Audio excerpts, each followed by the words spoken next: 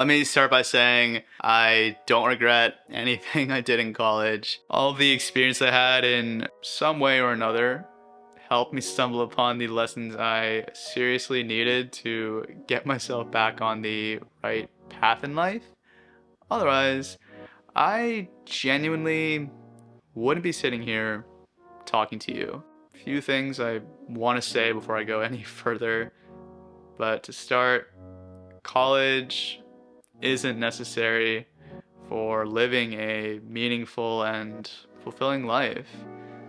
I know it feels like this sort of next step, this rite of passage into adulthood, but you can live the life that you want on your own terms without a college degree or a piece of paper. I mean, there are so many people all over the world who don't have the opportunity, the privilege of getting a higher education, yet they're just as content, just as positive, and we can all learn from that.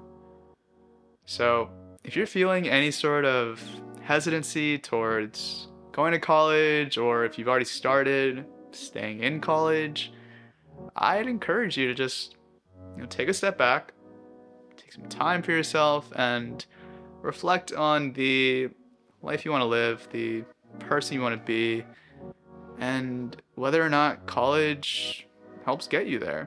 If you do choose to make college a part of your future for the however many next few years, I would strongly encourage you to treat this time as an opportunity to prepare yourself for life, not just a career, to learn about who you are, not just what you want to do. There is so much more to life than what you do to make an income. And let me just say there are maybe a few things I've learned having gone through the college experience as well as the experience of pursuing the entirely wrong path in life.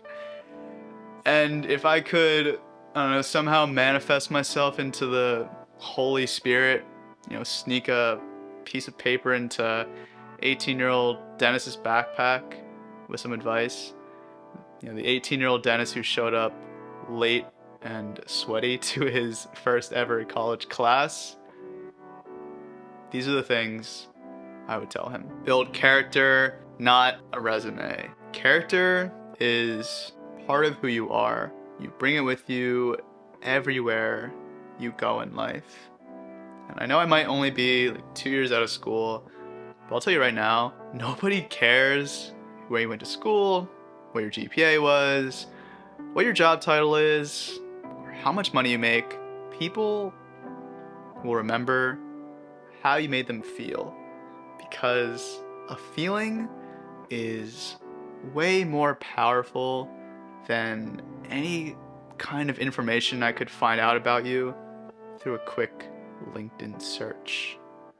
It's just that when you're in college, you're in this sort of environment where a lot of people value the same thing. It becomes this sort of echo chamber, especially if you are in the business school like I was. And it probably also doesn't help if you're in a professional organization or fraternity like I was. But when you step out into the real world, you realize that it's only because you're in this sort of bubble that people valued and talked about these sort of things. Ask yourself, what kind of person do I want to be? Who would I look up to? And by all means, pick and choose different qualities from different people you've admired or respected over the years. Create your own sort of Frankenstein mishmash of a person.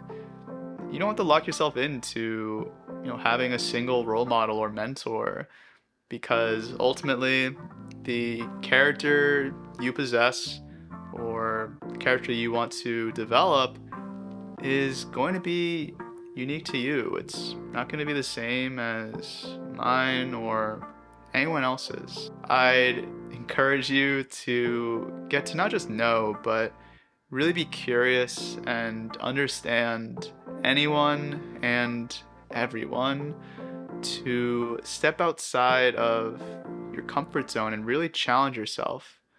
If you're able to just do those two things, you'll develop compassion, resiliency, discipline, and a whole other host of awesome qualities that will serve you much more in life, right?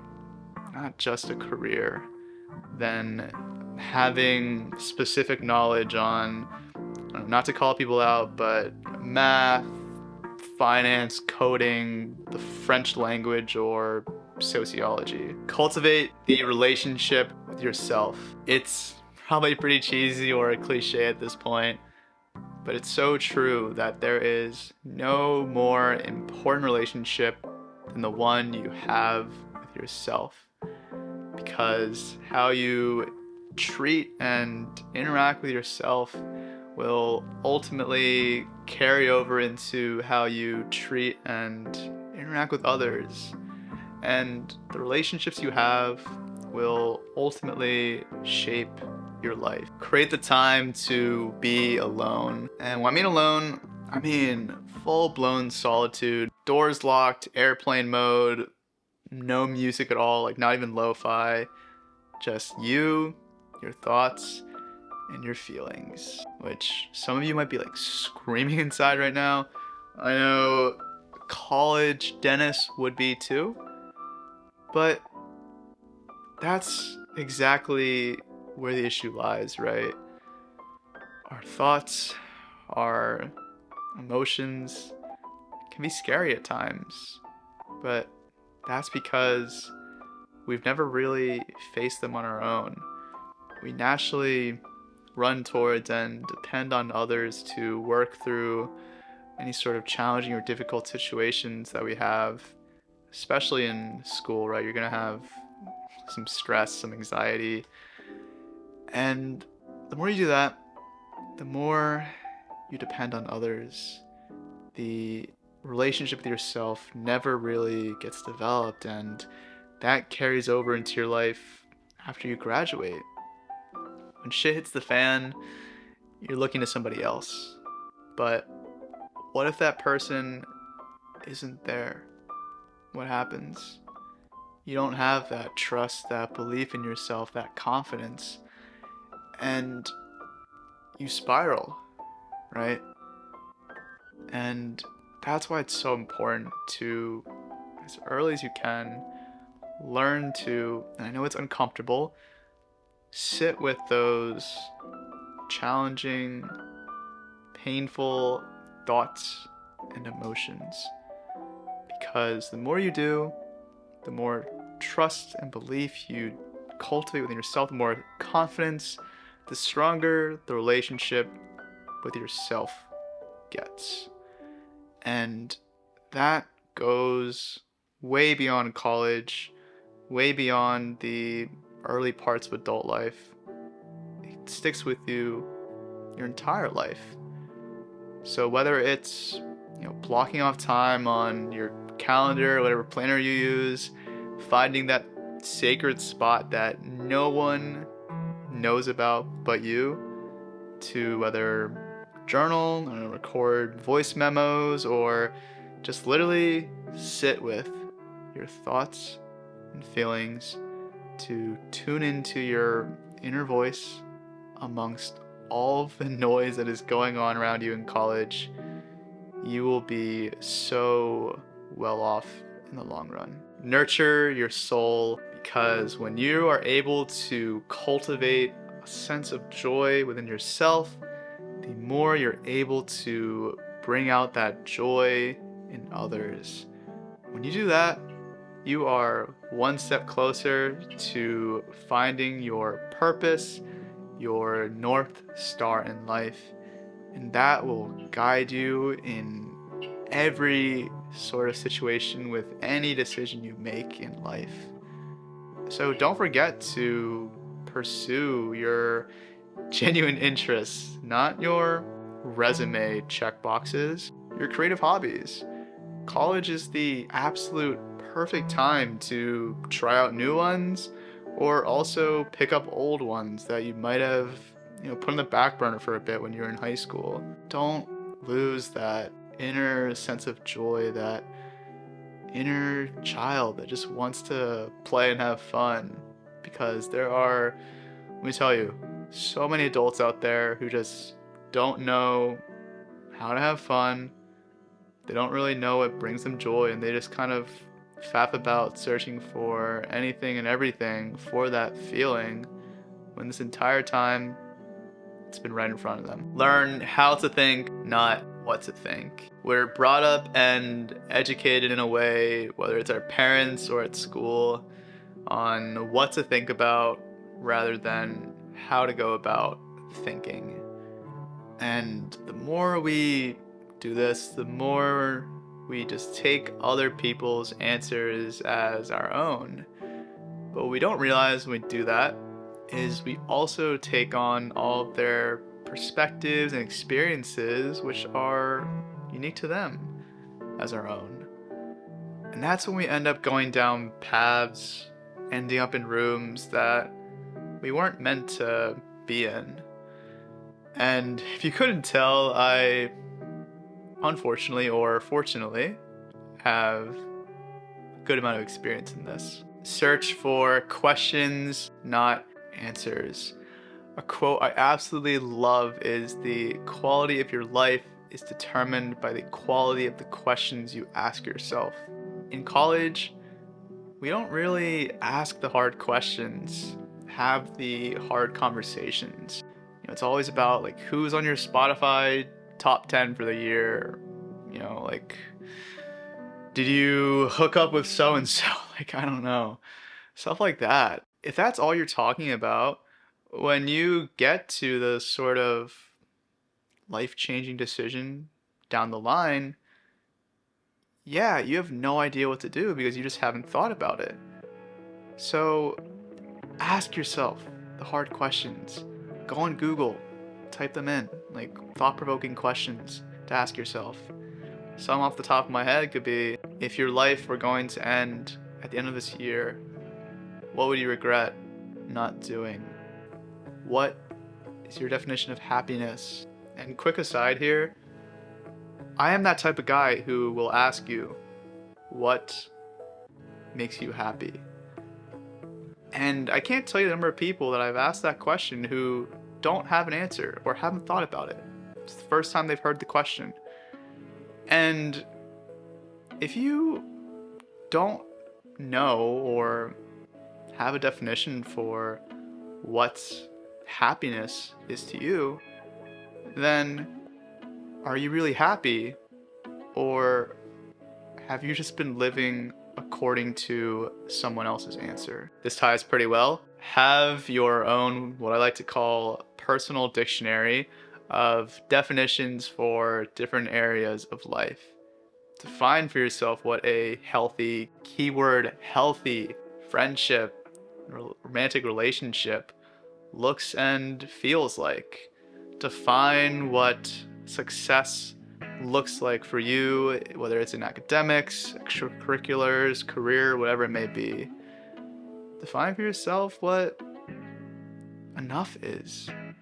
Because when you have your own definitions, unique to your own perspectives and experiences in life, you will never be steered wrong when it comes to making any sort of decisions or taking actions in your life. Be ruthless with your energy. This goes sort of hand in hand with the question I posed earlier.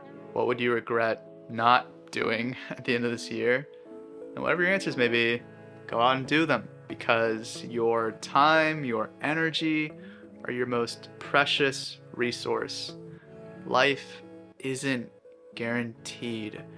And in order to live a meaningful life, you have to pursue things that are meaningful to you. The 3-strike rule: plus or minus one, depending on how lenient or unforgiving of a person you are, and apply it to everything, whether it's classes, extracurriculars, dates, because as we've talked about, your time and energy are way too valuable to let sunk costs or potentially hurt feelings get in the way and hold you back from living an authentic life. Do the bare minimum. You overachievers out there, don't get me wrong, my younger self is totally a part of that group, are probably screaming inside right now.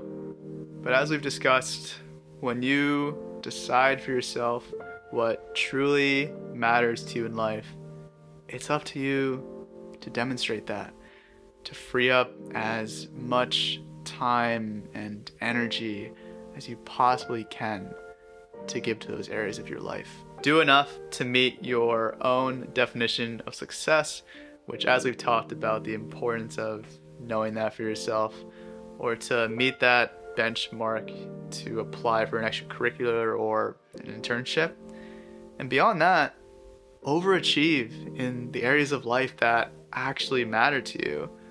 Relationships, your interests, your hobbies, and so on.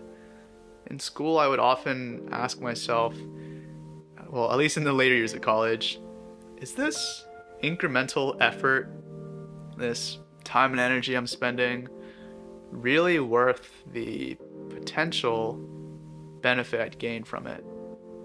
And if you've already defined your own metrics for success, enough, growth, and so on, if you've already decided for yourself what matters to you in life, you'll have no problem answering this question. Explore and experiment as much as you can.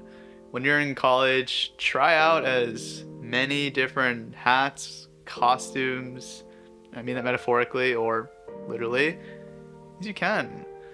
Because when you get to adulthood, not to sound depressing, it's harder because you have more commitments, more long-standing agreements, whether it's like leases or contracts with employers. And I find that oftentimes people, myself included evidently, we get locked into certain paths early on in school and we sort of stick to them very rigidly and just ticking off boxes one by one, that we don't really make room for spontaneity or novelty. And it's just so much harder when, again, you are an adult, you are a little bit more, I don't want to say locked in, but you have a little bit more, less room to move, let's call it that, less flexibility. And you want to try out a different career, living in a different country, having a different schedule, whatever it may be. So genuinely really take advantage of the next 3 or 4 years to just iterate on yourself as much as possible. Talk to professors, older students, alumni, and just pick their brains. See what stands out to you and follow your curiosity. Maybe do in-semester research, do a part-time job or internship if you're able, or even just start your own passion project, for crying out loud. Those are all such amazing ways to just run a lot of different experiments over the course of college and really help you cultivate a sense of what you care about and what your potential future might look like. Similarly, as we've talked about, your relationship to yourself is so key. So figuring out early what sort of foundational habits are suitable for you and that you enjoy is so crucial, because then you can really invest in them over time and let them grow. What I mean is, like, for physical health, determine if you like, I don't know, running, Pilates, or lifting weights. For your mental health, maybe you enjoy journaling, maybe you enjoy recording voice memos, or maybe you enjoy writing like thought pieces that you incorporate your experiences into. Whatever it may be, having a solid foundation of habits and routines that you can fall back on is so crucial, not just in college, but when you get to adult life. Because there's going to be moments or periods of uncertainty, of chaos, and in those situations, all you want is a degree of control. And that's what having a very firm foundation will do for you, and will ultimately just make that transition from college to adulthood drastically smoother. Don't forget to live. I've found that people, myself included at times, focus too much on how to optimize life like it's some sort of video game, that they forget to just live. And at the end of the day, while I did give you a bunch of advice or how-tos, they're all suggestions. That's it. Don't take them as gospel or an excuse to not figure things out for yourself by just experiencing life. That's how I figured out all of these things for myself, and how you will too. But if you are able to incorporate or even just start thinking about a few of these areas or things I mentioned, you're already well equipped to transition into adulthood and to navigate life and whatever else it throws at you. I think the best way to think about all of this is take the serious things in life seriously and everything else playfully.